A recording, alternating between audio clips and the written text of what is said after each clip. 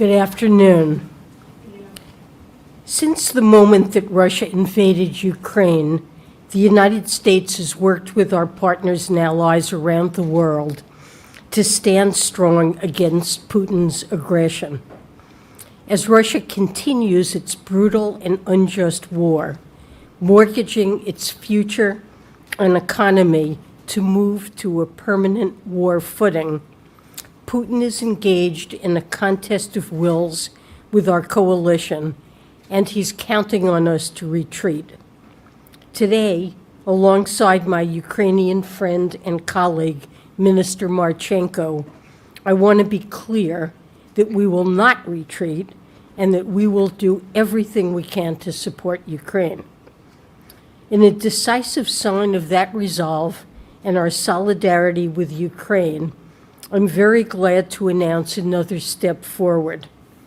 The G7 is committed to making $50 billion in lending available to Ukraine by the end of this year, and the United States will join the G7 to provide a $20 billion loan to Ukraine that will not be repaid by that will be repaid by proceeds derived from Russia's own assets. This means that as we look ahead, Russia will increasingly be forced to bear the costs of its illegal war instead of taxpayers in the US and Europe. To mark our intention to enter into this loan and to demonstrate our commitment that profits earned on Russia's immobilized assets, not new US or Ukrainian tax dollars, will be the source of repayment, Minister Marchenko and I are here today to sign a joint statement. I'm glad that we are also joined by Deputy Administrator of USAID, Michelle Zamilis, as USAID helped make this step possible and will be critical to implementation.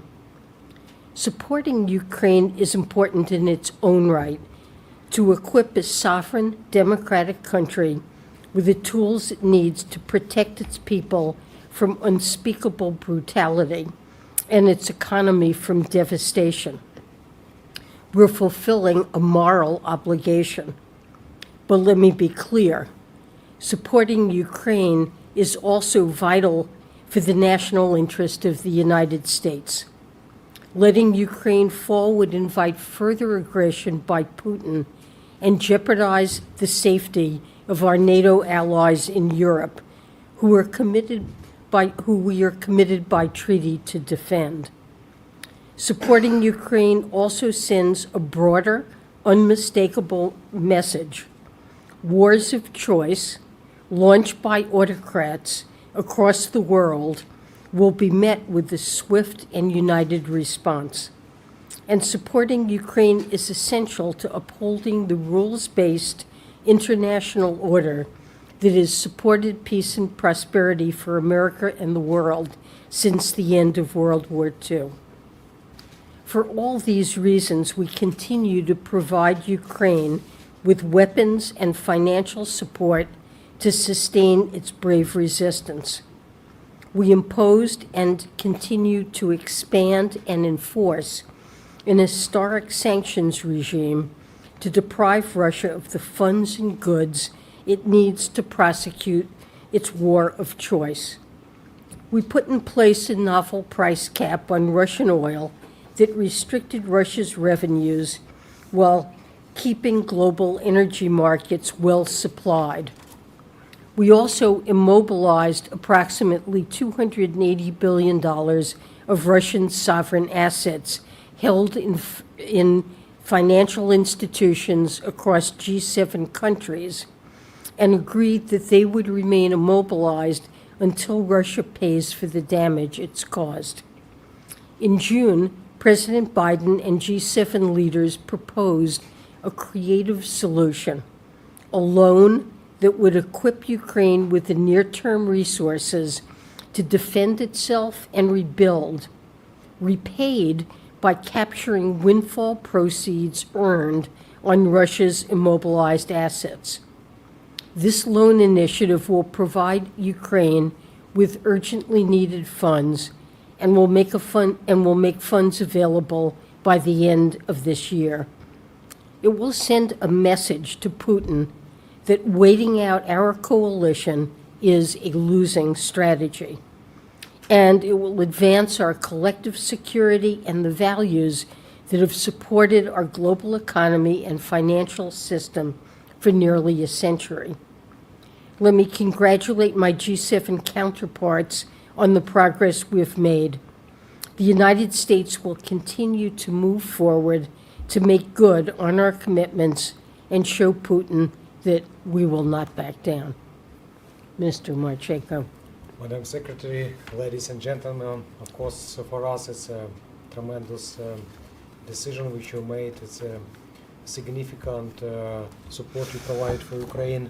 We believe that it should be clear for all aggressors which eager to invade democratic countries that next day they should pay for this. And now it's proven facts that we can use proceeds from the Russian assets to restore Ukraine economy, to help us to finance social and humanitarian expenses. And it's a definitely great step towards next decision for seizure of Russian assets, and I hope that it will be, and it sooner be, and help us again to prove that a democratic world is sent to support of Ukraine, and will help us to mobilize all efforts. If you're talking about your definite intentions, it was idea we generated in the United States, which helped to create necessary coalition of countries, and I am very grateful you, Madam Secretary, for your involvement, your support. It was ongoing debate starting at the beginning of this year. It wasn't easy solution. I know that a lot of discussions were on the scene, and it's not. Now we can speak about the breakdown of this support, and I hope that we will be able to use this money starting from the beginning of 2025, and it will help us tremendously because it creates necessary condition to be confident that at least for next year, and I hope for 2026, 2027, we have been able to use part of money from proceeds from frozen Russian assets. And we don't want to use taxpayers' money from the United States. We want Russia pay for aggressor. Thank you very much for that. Thank you so much. Please.